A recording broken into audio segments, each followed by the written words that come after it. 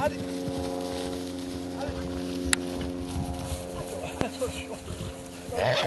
Oui, c'est une jument donc, que j'ai élevée ici, qui avait donc 5 ans l'année dernière, donc est partie en Chine parce qu'à la suite du concours de Fontainebleau de l'année dernière, l'année des 5 ans, et disons qu'elle a bien réussi ses parcours et qu'il y a donc un Chinois qui était très intéressé par elle et qui a demandé à l'acheter. Moi, je ne tenais pas à la vendre parce que d'abord c'était une jument de mon élevage et en plus c'était la seule que j'avais de la souche. Et comme j'aime beaucoup cette souche et que je vais absolument la conserver, donc je n'étais pas vendeur. C'est un peu l'insistance du Chinois qui est revenu à 5 ou 6 occasions pour justement me l'acheter. Donc il m'a fait une proposition de prix qui m'a semblé totalement honnête.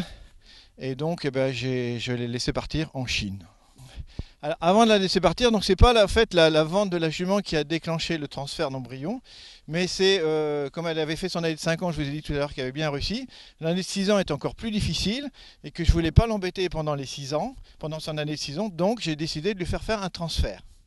Quand elle était prête à ovuler, et bien donc elle a été inséminée avec un étalon qui est très connu en France qui s'appelle l'Arc de Triomphe. Et disons que de cette